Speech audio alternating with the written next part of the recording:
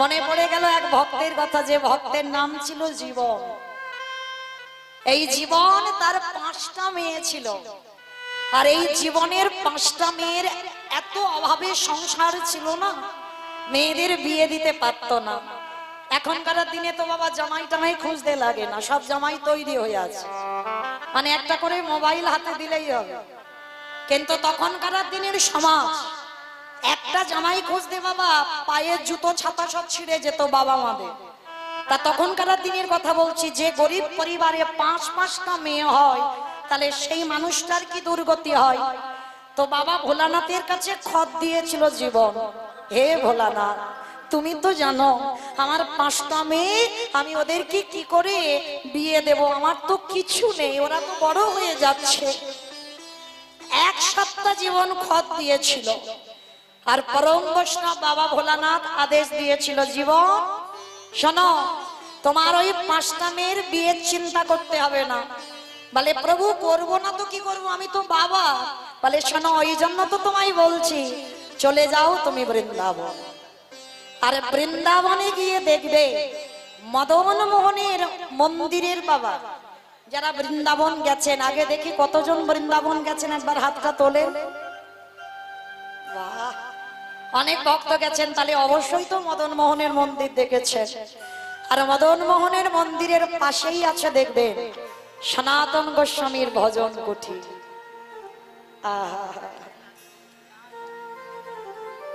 মনে রেখো বাবা, কৃষ্ণ ভক্ত যদি তুমি হয়েছ, পাথর সেটিং করা ঘরে ভগবানের ভজন হয় না।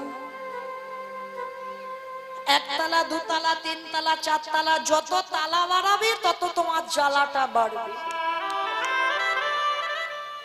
ভজন করতে গেলে আর কৃষ্ণ ভক্ত যদি হও না, ভগবান তোমার পথের ভিখারি করে দেবে, পথের কাঙাল করে দেবে। তো এই সনাতন গোস্বামীর কোনো অট্টালিকা নয়, একটা ছোট্ট কুঁড়ে ঘর। আজও গিয়ে দেখবে সনাতন গোস্বামী যে বিগ্রহ সেবা করত, তার ভজন কুটিরে সেই বিগ্রহ আজও আছে। আর মদন মোহনের পিছনে আছে 12 টিলা। কালিয়নাগকে দমন করে আমার কৃষ্ণের সর্বশরীরটা জলের তলায় ছিল, তো সাদা হয়ে গেছে।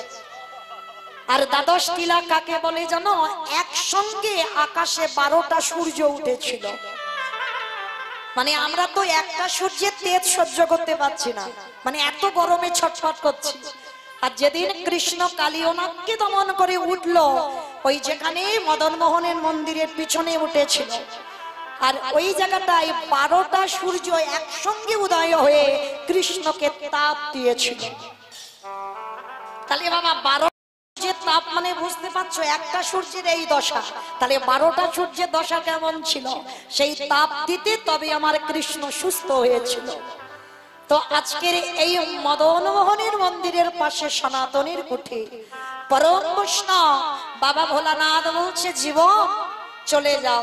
ওই মদন মোহনের পাশে আছে সনাতন নামে এক ভক্ত, আর ওই ভক্তটা প্রতিদিন নিরজনে ওই কুড়ে ঘরেতে বসে জপের মালায় জপ করে।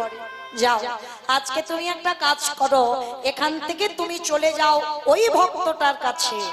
আর গেলে না, ওই বাবাজির কাছে এমন একটা মূল্যবান জিনিস আছে, যে মূল্যবান জিনিস যদি তুমি একবার পেয়ে যাও, তোমার শুধু 5টা মেয়ে কেন, তুমি একেবারে রাতারাতির মধ্যে বড় লোক হয়ে যাবে। ও মায়েরা, কোনো কিছু পরিশ্রম নয়, শুধু বৃন্দাবনে গেলেই আমি 1 রাতে বড় লোক হব। কে না চায়? কে না চায়? তার জীবন কি করেছে? পায়ে হেঁটে, কোনো গাড়ি ঘোড়াতে নয়, পায়ে হেঁটে গেল ওই সনাতনের কাছে। আর সনাতন গোস্বামী জপের মালাটা নিয়ে নিরজনে বসে আছে। আর সনাতনের কাছে গিয়ে জীবন ডাকছে, হে বৈষ্ণব ঠাকুর, একটা কথা বলবো, আমি বড় ক্লান্ত, অনেক দূর থেকে আসছি, সেই মানকর, বর্ধমান মানকর থেকে আসছি।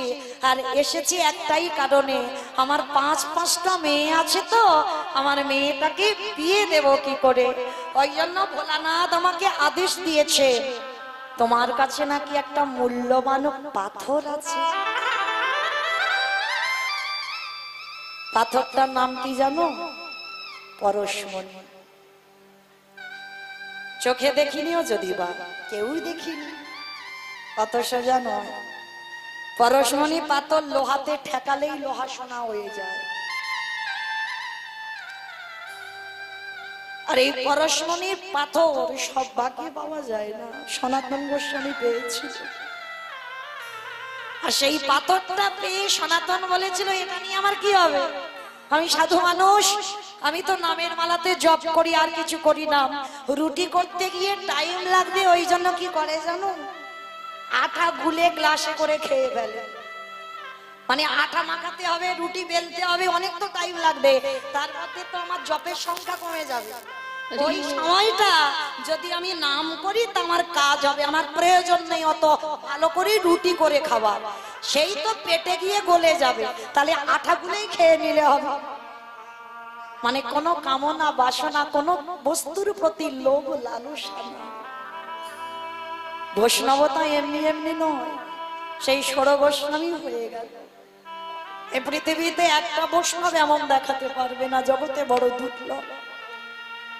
তো আজকে কি করেছে বাবা, তো সনাতন গিয়ে বলছে দাও না তোমার ওই পাথরটা। তা সনাতন গোস্বামী বলছে দেখো ওই পাথরটা তো সামনের পুকুরে ফেলে রেখেছি, ও তোমার কাজে লাগে না, তা নাও তোমার মেয়ের যদি বিয়ে হয়ে যায় তো পাথরটা তুমি নিয়ে যাও। আর যেই না বাবা জীবন জলে নেমেছে, একটা ডুবেছে হাতে পরশমণি। সবই তোমার ভগবানের লীলা গো। পৃথিবীতে যা যা কিছু হয় তারই চিত্রপটে, তার ইচ্ছাতে হয়, মানুষের ইচ্ছাতে কিছু হয় না। তো যেই না পরশমণি পাথরটা পেয়েছে, জীবনের মনে আনন্দ, আমার 5টা মেয়ের বিয়ে হয়ে যাবে, আমি রাতারাতি বড় লোক হয়ে যাব, আনন্দে পরশমণিটা বুকে করে নিয়ে জীবন ছুটতে ছুটতে যাচ্ছে। মোটামুটি অনেক দূরে পৌঁছে গেছে, মানে বাড়ির দিকে রওনা হচ্ছে। আর কিছুটা দূরে গিয়ে জীবন রাস্তার মাঝখানে দাঁড়িয়ে গেছে। চৈতন্য বিবেক দংশন করে বলে উঠলো, জীবন, যে সাধু মানুষের কাছ থেকে পাথরটা আনলি, তার তো নিজেরই ভালো ঘর নেই, ভালো পরনে পোশাকও নেই, ভালো খেতেও পায় না, তাহলে সেই ব্যক্তিটা এই মূল্যবান পাথরটা জলে ফেলে দিয়েছে কেন? নিশ্চয়ই এই পাথরের থেকে আরো মূল্যবান জিনিস তার কাছে আছে। চলে যা জীবন, এর থেকে মূল্যবান জিনিসটা তুই নিয়ে। বিবেক দংশন করলো, জীবন ছুটে গেল। সনাতন গোস্বামীর চরণে গিয়ে আছাড় খেয়ে বলল, আর যেই না আছাড় খেয়ে পড়ল, তো সাধু নামের মালাটা নিয়ে বলে উঠলো, নাকি রে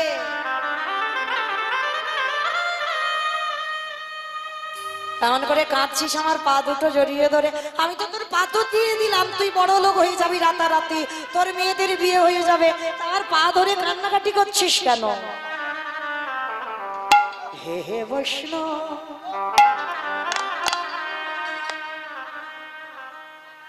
তুমি আগেবার বলে দাও,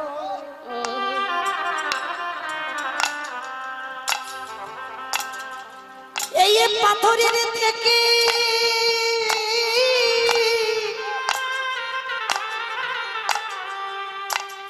আরো মূল্যবান বসিত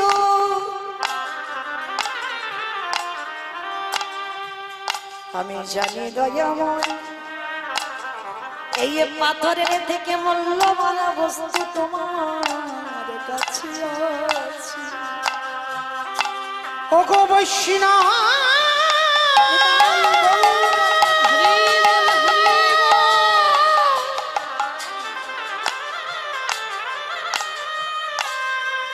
একেবারে বলে দাও,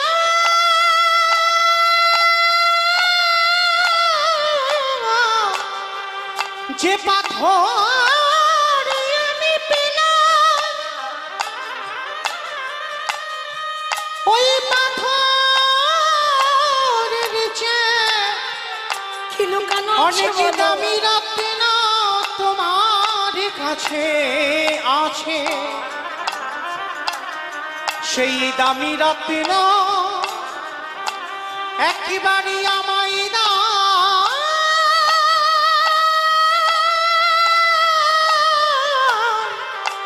আমায়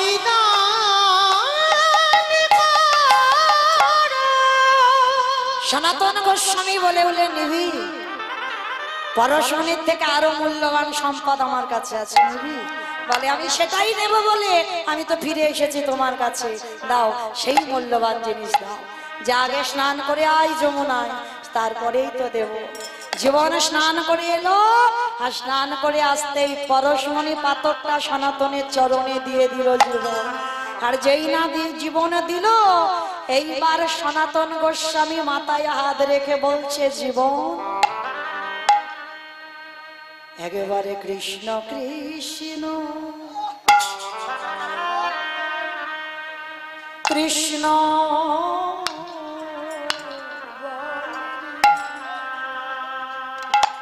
একেবারে কৃষ্ণ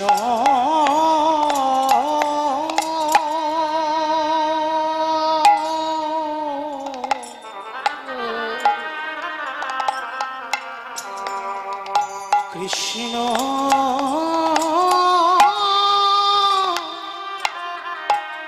কৃষ্ণ বল রে, তোরে সকলে জ্বালা হরি বল হরি বল হরি বল।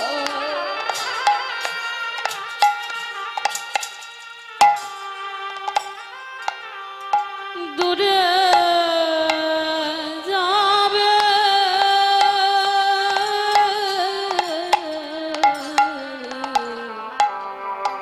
কৃষ্ণ কৃষ্ণ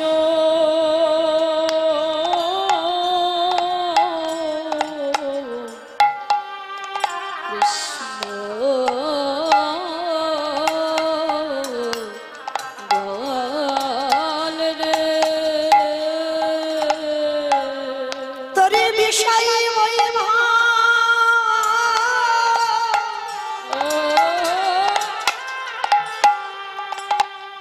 সবে দূরে যা, ওরে জীবন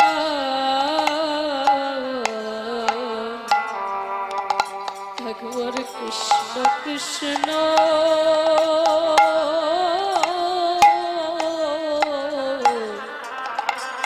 কৃষ্ণ বল রে, যদি একেবারে নয়ন জলে নিতাই গৌর হরি বল হরি বল হরি বল।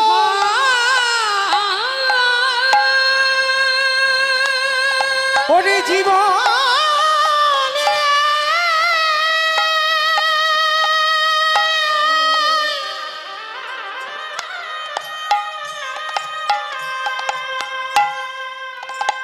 একেবারে নয়ন জলে কাঁদো প্রাণে,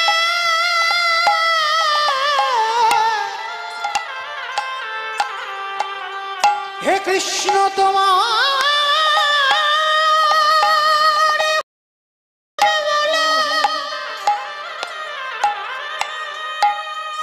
একেবারে ডাকার মতো করে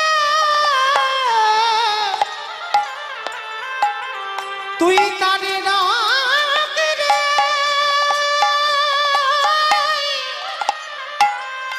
আমার ভগবান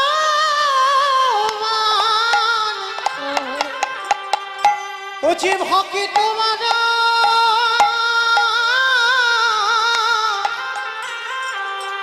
বড় ভালোবাসে,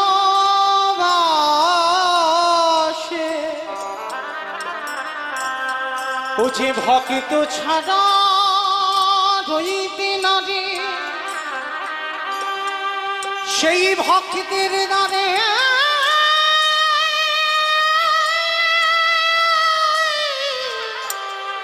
ও যে ছুটে আসে, ও যে ভক্ত ভক্ত বংশ, ও ও যে ভক্ত বাঞ্ছা পূরণে গারি সে যে ভক্ত ছাড়া রইতে না রে দয়াময় দয়াময়। ও যে ভক্ত বড়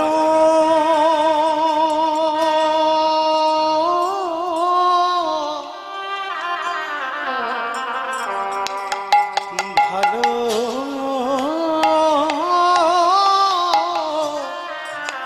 ভালোবাসে শুধু এ যুগে না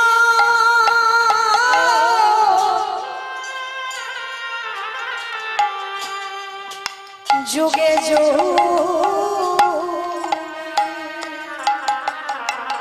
ও যে ভক্ত বড়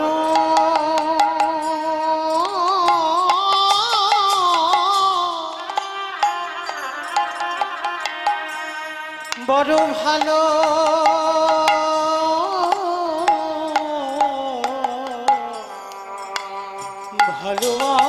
ভালোবাসে যেই না জীবনে আমার সনাতনের চরণ স্পর্শ করল হরি পরশ মুনির পরশে ওই জীবন হয়ে গেল কৃষ্ণ ভক্ত ওই পরশ মনে পাথরে ফেলে দিল আ কৃষ্ণ প্রাণ কৃষ্ণ ও গো দয়া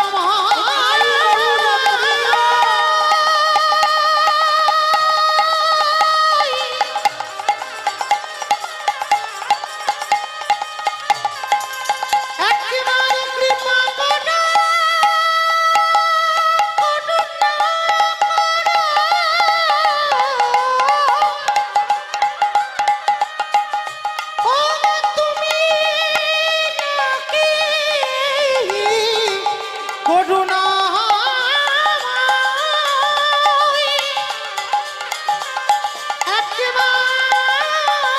কৃপা করে করুণা করে দয়ালে তোমার চটনি আশ্রয় দাও হে।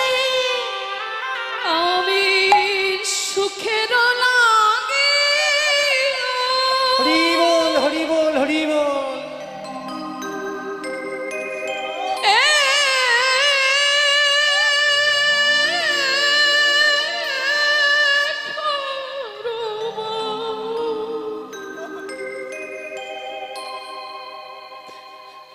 বধিন হরি বল অনলে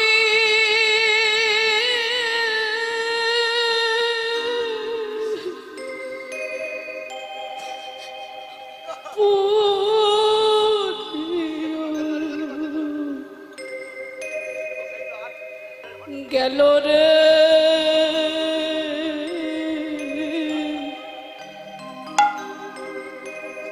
অনলে পড়িয়া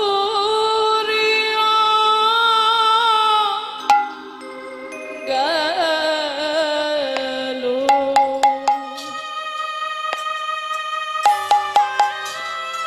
নিতাই গৌর হরি বল।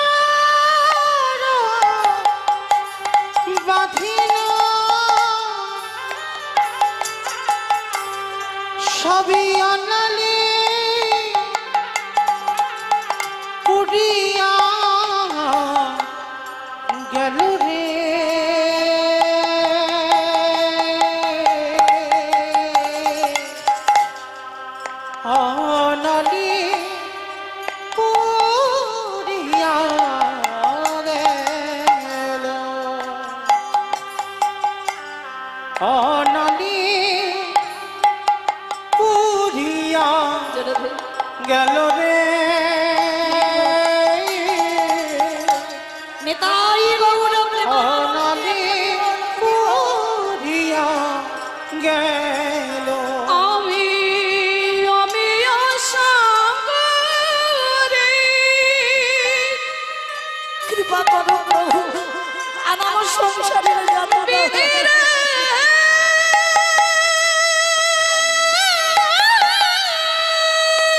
আর আমি সংসার চাই না আমি সংসার চাই। ও বিধিরে আমি অসাগরে সেনান কমরিন আমি অসাগরে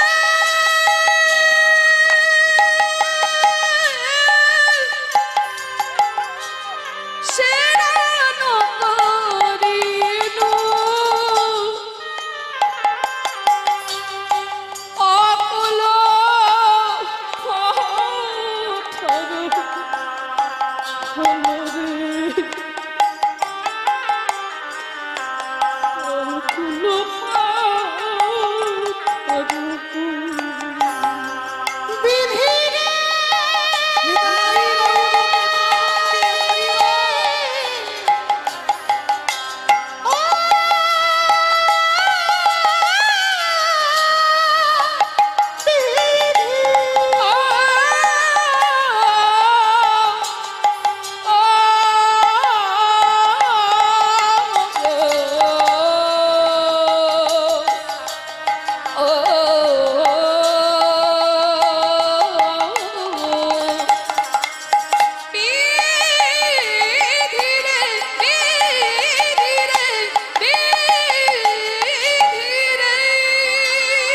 ওই জীবন সনাতন গোস্বামীকে বলল চাই না সংসার, চাই না আমার 5টা মেয়েকে বিয়ে দিতে, আজকের পর থেকে আমি আর সংসারে ফিরব না। ওই কৃষ্ণ নামটাকে সম্বল করে পরশমণি ফেলে দিয়ে আজ কৃষ্ণ নাম আশ্রয় করে সনাতন গোস্বামী চরণ আশ্রয় নিল। নিতাই গৌর হরি হরি বল হরি বল। তাহলে জগতে কি জানলাম আমরা? পরশমণির থেকে আরো মূল্যবান সম্পদ যে জায়গায় আপনারা বসেছেন, যে জায়গায় আমরা দাঁড়িয়েছি, এই কৃষ্ণ নাম হরি নাম ছাড়া কলির মানুষের গতি না। কিন্তু মনে রেখো বাবা, ভগবানের ভক্ত যারা হবে না, যে করে আমার আশ তারে করি না। এই জায়গায় একটু ভুল হলো, কীর্তনিয়ারা বলেও ভুল আর আমরা শুনিও ভুল। যে করে আমার আজ তারে করি সর্বনাশ, ভগবান সর্বনাশ করে এইটা কোনোদিন মাথায় নিও না। ভগবান জীবনে ভক্তের সর্বনাশ করে না। কি ভাষাগুলো জানতে হবে, বানানগুলো লক্ষ্য করতে হবে। যে করে আমার আশ তারে করি সর্বনাশ। সর্বনাশ আলাদা, সবনাশ আলাদা। সবনাশ মানে প্রথমে তোমার আত্মীয় পরিজন বন্ধু বান্ধব যারে তুমি বেশি ভালোবাসো, ভগবান সবার আগে তাকে জীবন থেকে কেড়ে নেবে। আর কেড়ে নেওয়ার পরেও তুমি যদি তার চরণ না ছাড়ো, তারপরে সে তোমায় কৃপা করবে। এই কথা বলতে গিয়ে মা একটু করে মনে পড়ে গেল, এই যে জগন্নাথের রথযাত্রায় কাঁঠালের সময়, এই যে আপনাদের এখানে যা কাঁঠাল, ওটা আমাদের ডায়মন্ড হারবার এলাকায় নাই। মানে এত এত ঘরে ঘরে কাঁঠাল। তো জগন্নাথের একজন বন্ধু ছিল গো, যার নাম মাধব দাস। তো একদিন রাতের অন্ধকারে এই মাধবের কাছে এসেছিল, অমাধব, মাধব রে, এই আষাঢ় মাসে আমার বড় ইচ্ছা জেগেছে, আমি একটা কাঁঠাল খাবো। তা মাধব বলছে, তা কাঁঠাল যখন খাবি তা একটা কাজ কর, সকাল হোক আমি কারোর বাড়ি থেকে একটু চেনে তোকে কাঁঠাল খাইয়ে দেবো। বলে না, তুই চাইবি কেন? আমি কি চাইলে কাঁঠাল খেতে পারবো না? আমিও তো চাইলে পারবো, কিন্তু সব চুরি করে খাওয়ার স্বাদ একটু আলাদা। কি মাইরা ভুল বললাম? সেই যখন স্কুলে যেতাম লোকের বাগানে তেঁতুল চুরি করতেন, আম পেড়ে খেতেন না? হ্যাঁ? সেই পিছনের বেঞ্চিতে বসে টিফিনের সময় একসঙ্গে মুড়ি মাখিয়ে খাওয়া, সেগুলো এখন আর নাই। থাকবে কি করে? একটাই জিনিস তো সর্বনাশ করে দিল। বন্ধু বান্ধব আছে কিন্তু যে যার ব্যস্ত, তাই না? তো লক্ষ্য করতে হবে।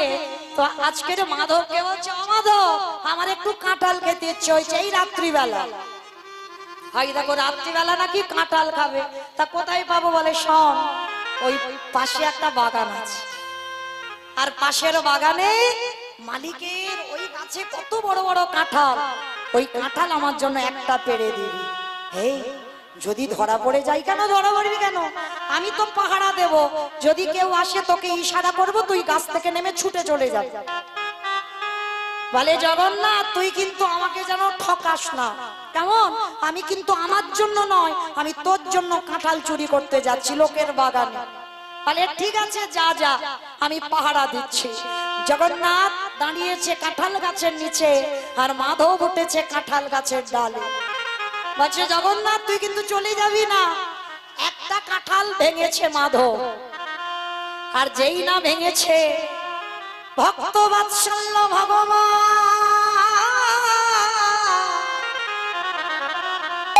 মনে মনে ভাবে, মাধব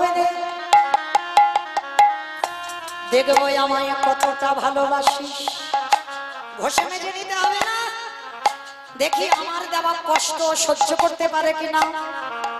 ওই যে বললাম সব নাশ, সব কেড়ে নেব, কেড়ে নেওয়ার পরে যদি আমার চরণ না ছাড়ে, তারপরে ওর আমি হব, দেখি ওর কি ব্যবস্থা করা যায়। এইবার মাধব কাঁঠালটা ভেঙেছে, আর বড় কাঁঠাল তো হাতে ছিল বাবা, ভার সামলাতে পারেনি। মাধবের হাত থেকে কাঁঠালটা মাটিতে ধবাস করে, আর যেই পড়ে গেছে কাঁঠাল গাছের গোড়াতে একটা আওয়াজ হয়েছে। মালিক মনে মনে ভাবছে কি, মনে হচ্ছে আমার বাগানে কেউ কাঁঠাল চুরি করছে না, দাঁড়া, মনে হচ্ছে কেউ কাঁঠাল বাগানে ঢুকেছে। সঙ্গে সঙ্গে বাবা ওই কাঁঠালটার আওয়াজে ওই মালিক কি করছে, আরে চোর চোর চোর চোর চোর করে আসছে ওই বাগানের মধ্যে। আর কান্না প্রাণের ভয় হয়। জগন্নাথ প্রাণের ভয়ে মাধবকে গাছের ডালে রেখে বাবা কি করেছে, মাধব নিচে থেকে হাওয়া হয়ে গেছে। আর মাধব কোথায়? মাধব কাঁঠালটা পারছিল কি করে জানো? জগন্নাথের কাঁধের উপরে পা দিয়ে। আর নিচে থেকে যখন চলে গেল আমার জগন্নাথ, তাহলে মাধবের অবস্থাটা কি? কাঁঠালের ডাল ধরে ঝুলছে। আর মালিক এসে গেছে বাগানে, আর এসে চারিদিকে খুঁজছে কে কাঁঠালটা পারলো। আর চারিদিকে খুঁজতে খুঁজতে দেখে না মা কাঁঠাল গাছের ডাল ধরে মাধব ঝুলছে। মালিক এসে বলেন, অপদার্থ, তোর এত ভালোবাসি, এত শ্রদ্ধা করি, এত ভক্তি করি, আর তুই কিনা আমার বাগানে কাঁঠাল চুরি করছিস, সে কি নাম? মাধব নেমেছে। বিশ্বাস করো আমি আসিনি গো, আমি আসিনি। আজকের এই জগন্নাথ তো আর রাত্রিবেলা আমার কাছে এলো, বললো আমার এই রাত্রিবেলা একটু কাঁঠাল খেতে ইচ্ছে হয়েছে, ওই জন্য আমি তোমার বাগানে এসেছি। অপদার্থ, জগন্নাথ খাবে, আমি বাগানের মালিক, আমার কাছে চাইতে পারলো না, তোর কাছে চাইলো। যা তার হাতে খায় না, যে তার হয়ে যায়, আমারে ভগবান তার হাতে শুধু প্রসাদ সে যে ভক্ত বাঞ্ছা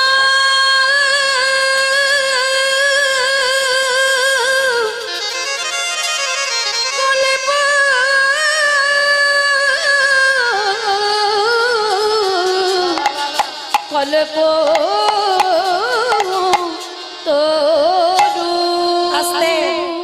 এইবারে জগন্নাথ কি করেছে, পালিয়েছে তো বটে, আর এদিকে মাধবকে কাঁঠাল গাছের গোড়াতে বেঁধে বেশ করে বেত্রাঘাত করছে। এত বড় সাহস, তুই আমার বাগানে কাঁঠাল চুরি করলি, দেখাচ্ছি মজা তোর দ্বারা, দূর হয়ে যা, বেরিয়ে যা। জগন্নাথ, হরি জগন্নাথ,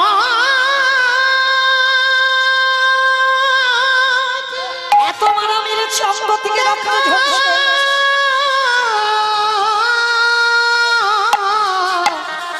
দেখা দে। মালিক মনে মনে কাঁদলো, এই একটা নয় আরো কাঁঠাল পেড়েছে। এইবার বাবা খুঁজতে খুঁজতে খুঁজতে খুঁজতে কাঁটা তারের বেড়ার মধ্যে দেখছে জগন্নাথের উত্তরীয়টা ছেঁড়া পড়ে আছে। এ কি বাবা, প্রতিদিন যারা আমার সে বিগ্রহ দর্শন করছেন মন্দিরে, প্রতিদিন যারা দেখেন নিশ্চয়ই দেখেছেন আমার প্রভু কি রঙের পোশাক পরে আছে, রাধারানীর রঙে কি পোশাক আছে অবশ্যই দেখেছেন। আর হঠাৎ যদি সেইটা দেখতে পান মনে কৌতূহল হবে না এটা এলো কি করে? তা বাগানের মালিক মনে মনে ভাবছে এটা তো আমার জগন্নাথের প্রসাদ। আর তাছাড়া আমার বাগানে এইরকম চন্দন কর্পূরের গন্ধ আসছে কি করে? এই সুবাস তো আমার মন্দিরে হয়, কিন্তু এখানে কেন? তবে একবার গিয়ে কি দেখবো মন্দিরে। যেই নাই আজকে রে ওই জমিদার বাবু মন্দিরের দরজাটা খুলেছে, খুলে দেখে কিনা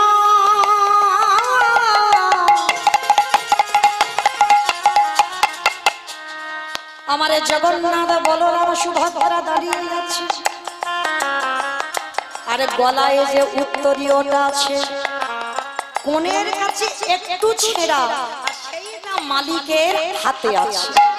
চমকে উঠল, তার মানে মাধব সত্যি বলছে জগন্নাথ এসেছিল আমার বাগানে চুরি করতে, ওই মাধবের ঘাড়ে চাপিয়ে দিয়ে ও পালিয়েছে। ছুটে গেল জমিদার, ওই উত্তরীয় টুকরোটা হাতে করে নিয়ে ছুটে গিয়ে মাধবের চরণে আছাড় খেয়ে বলল, মাধব মাধব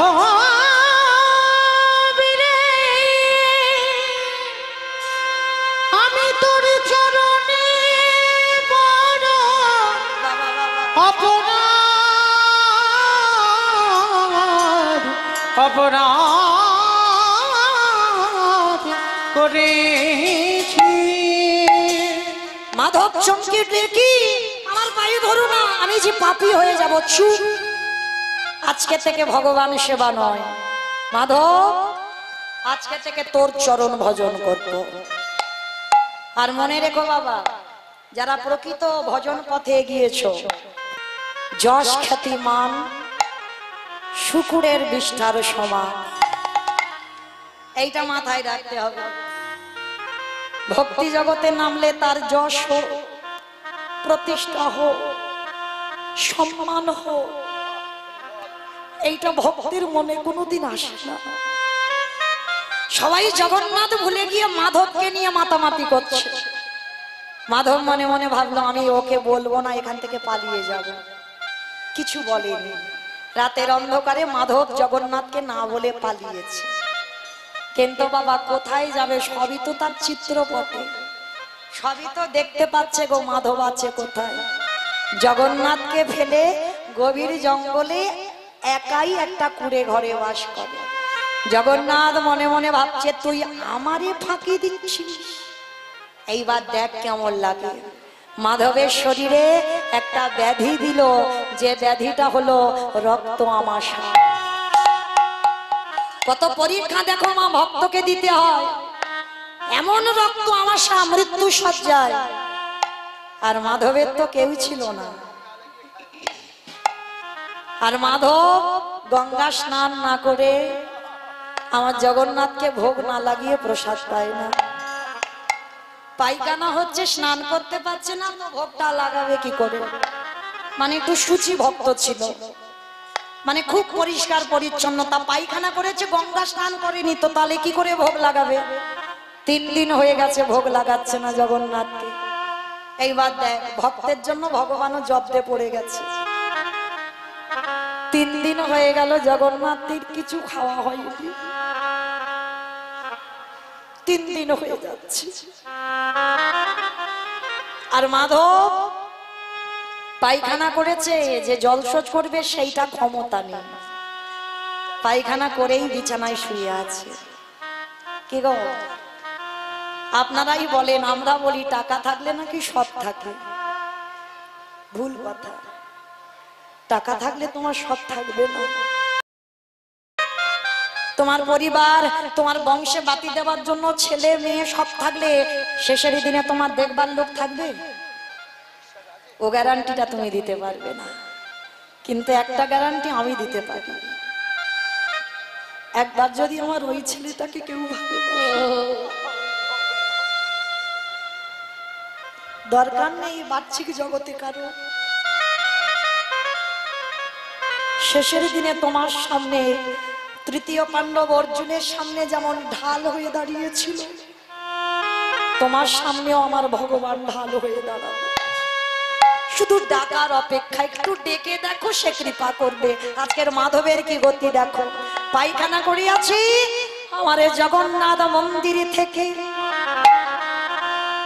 যে গ্লাসে করে জল খায় ওই গ্লাসটা নিয়েছে, বন্ধুরূপ ধারণ করেছে, বিছানায় মাধব ঘুমাইয়ে আছে। আরে জগন্নাথ গিয়ে ওই মাধবের পায়খানা পরিষ্কার করে দিয়েছে। কেমন ভক্ত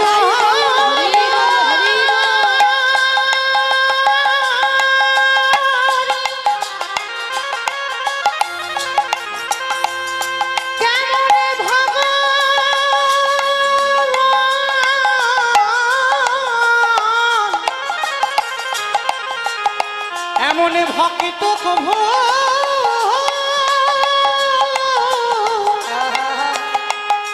আমি দেখি না। ছুটে উঠলো মাধব, বলে উঠলেন কে তুই? বুঝতে পেরেছে জগন্নাথের পরশ, আমি তোর বন্ধু জগন্নাথ। এই তা তুই মরতে আমার পায়খানা পরিষ্কার করছিস কেন? পারলে আমার রোগটাকে ভালো করে দিতে পারতিস না? পায়খানাটা পরিষ্কার করছি তা মনে করলে তো আমার ব্যাধিটা ভালো করে দিতে পারতি। জগন্নাথ হেসে বলল, মাধুরে আমি মনে করলে তোর ব্যাধি ভালো করতাম, কিন্তু করব না। কেন? ভক্ত সবাই আমার চরণ ভজন করে, কিন্তু আমার যে মনের বাসনা, আমি একবার মনের আনন্দে ভক্ত পদ ধুলা অঙ্গে মাগব। আমি যে ভক্ত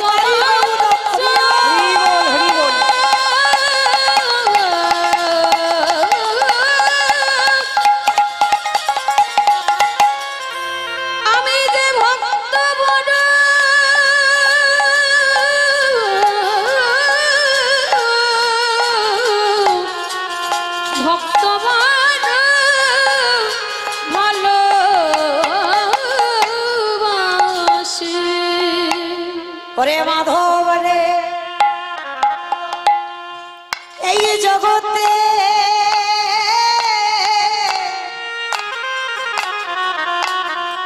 যে একবার আমার চরণে ডুবে দেয়, আমি ভগবান হয়ে ভক্তের জন্য সম্পূর্ণ জলে ডুব দিব। গীতা শ্লোক যারা মুখস্থ রেখেছেন জানবেন, অনন্য চিন্তায়াম তোমাং যোজন পর্যপশ্যতে তেষ্বা নিত্যাভিযুক্তান যোগক্ষেয়া বাহামা। মানে ভক্ত যদি অন্যান্য চিন্তা বাদ দিয়ে শুধুমাত্র গোবিন্দ চিন্তায় মগ্ন হয়, আমার গোবিন্দ বললে আমি সেই ভক্তি সকল বোঝাই আমি মাথায় করে বয়ে ভক্তের সুখ প্রদান করি। ওরে মাধব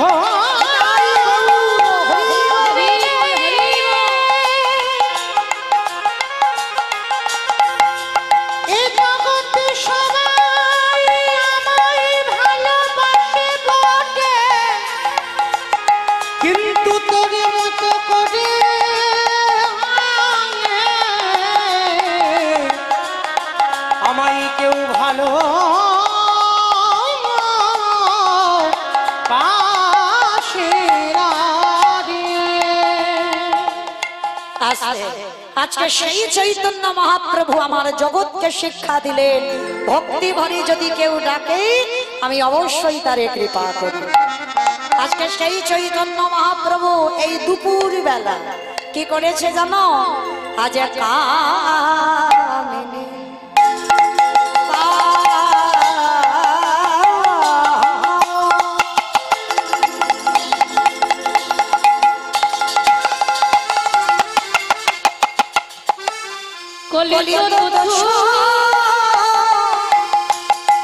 মানস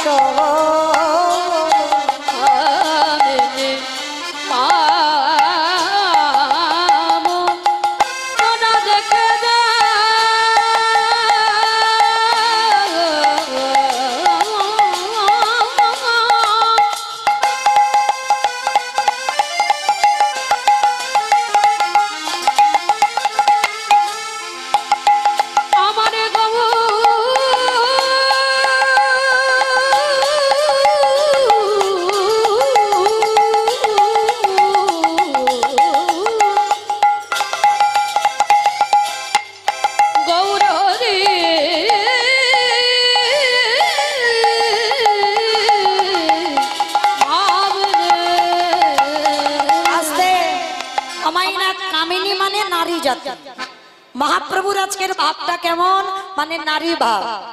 আজকের নারী ভাবি দুপুর বেলা যাচ্ছে কোথায় জানো? আজ গতি গজজিনী মন্দ, আজ গতি গজজিনী মন্দ। আসতে অমাইরা গজ মানে কি গো? ময়ূর, ময়ূর। গজ মানে ময়ূর। দেখেছো খিচুড়ি স্কুলে যাই। আচ্ছা মাইরা, মহাপ্রভুর হাঁটার ভাবটা মানে হাতির মতো। দেখেছো মা, লক্ষ্য করে কোন কোন মেয়েরা যখন রাস্তা দিয়ে যায়, তবে সব মেয়ে নয়, মানে অপরাধ নেবেন না বাবা, আমি কিন্তু কাউকে উদ্দেশ্য করে বলছি না, মানে এক একটা মেয়ে দেখবেন রাস্তা দিয়ে যখন হেঁটে যাবে না, যেন ঠিক উটের মতো যাচ্ছে, মানে দেখলে মনে হয় যেন রাস্তা দিয়ে উট যাচ্ছে।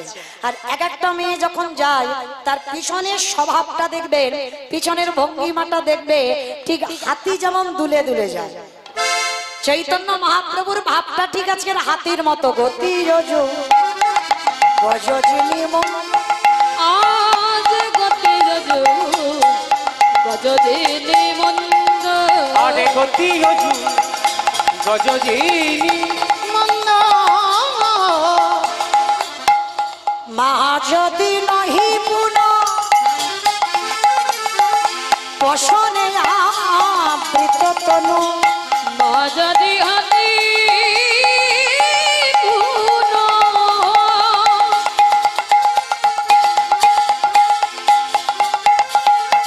বসনে আবৃত তনু। আস্তে চৈতন্য মহাপ্রভু ঠিক দুপুর বেলা মাথায় কি করেছে, ঠিক নারীরা যেমন একটা উড়নি দেয়, ঠিক নারীদের মতো উড়নিতে দিয়ে দুপুর বেলা কি করেছে জানো? মা যদি নহি পুন বসনে আবৃত তনু, মা যদি নহি পুন আইগত না দেখি যা।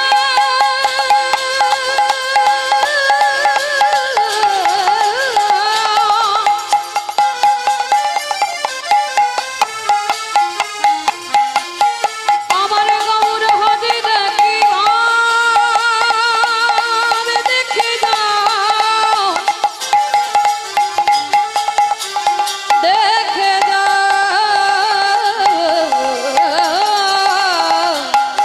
ভাবে দেখে যা। আরে মা যদি নহি পুনা বসনিয়া প্রীত তনু। কহ কহি পূজা বস, আজ কহত হে পূজা বসু। আস্তে যেতে যেতে কি হয়েছে জানো প্রভু? কম্পা পলক ঘামা সারি ভঙ্গ অনুপম, কম্পা পুলক ঘাম সারে ভঙ্গ অনুপম। আস্তে অমাইনা দুপুর বেলা এত রোদ উঠেছে প্রভু আমার ঘেমে যাচ্ছে, শুধু ঘেমে যাচ্ছে নয় কণ্ঠে সুরটা বদলে গেছে, মানে আর পুরুষ নেই, সে নারী নারী ভাব হয়ে গেছে। ওই জন্য বলছে কম্প পুলক ঘন স্বর ভঙ্গ অনুপম। কম্প পুলক ভাব সার ভঙ্গ অনুপম। নয়নহি জলে পরিপূর্ণ, নয়ন হে জলে পরিপূর্ণ। নয়নহি জলে পরিপূর্ণ, আজ নয়ন হে জলে পরিপূর্ণ। এমন ভাবে তো কভু দেখি নাই হে, ভাবে তো প্রভু দেখি নাই হে। ভাবে তো কভু দেখি নাই হে। ভাবে তো প্রভু দেখি নাই বলি হে। আমারে আমারে মহাপ্রভু, ভাবে তো প্রভু দেখি নাই হে। বলি যাই রে ভাবে রে বালাই যাই রে, ভাবে তো প্রভু দেখি নাই বলি হে। আমারে মহাপ্রভু, ভাবে তো প্রভু দেখি নাই রে। যাই রে ভাবে রে বলি হারি, ভাবে তো প্রভু দেখি নাই রে। ভাবে তো কভু দেখি নাই রে। নয়ন হে জলে আস্তে। পরিপূর্ণ। পিলার পাশে দাঁড়িয়েছে বৈষ্ণব মহাজন, বামে ভোজই বসনে মগ ঝাঁপই, বামে নয়নে ঘন চাঁদ। বাম নয়নে ঘন চাঁদ। রাধা মোহন দাস চিতে অভিলাষ, সই চরণ যেন পায়। সেই চরণ গোপবেশ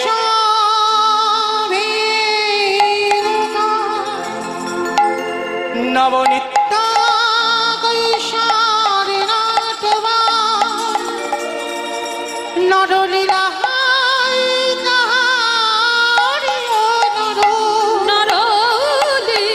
হয়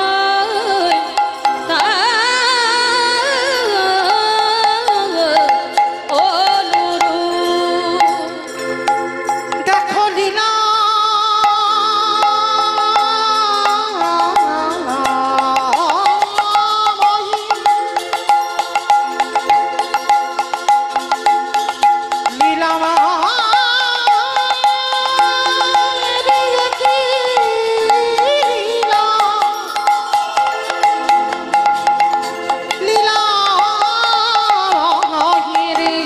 খেলা যাই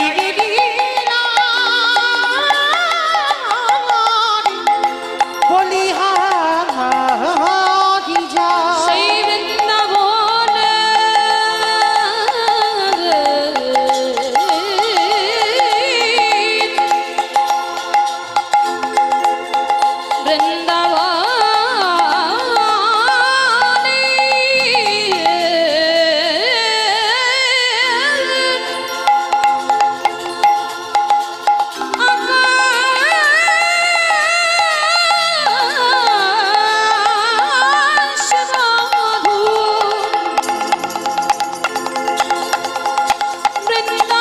বৃন্দাবনের বাতাস মধু, সেই মধুময় বৃন্দাবনে প্রাণ গোবিন্দ আমার কাঁদলীলা করিল। কাঞ্চনী গৌরাঙ্গে রাধে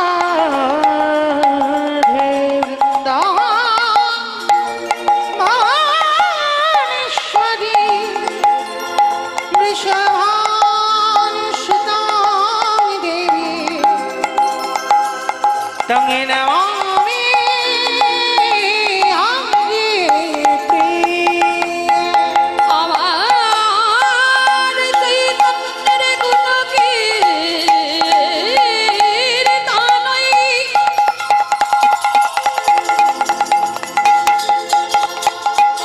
অমৃত।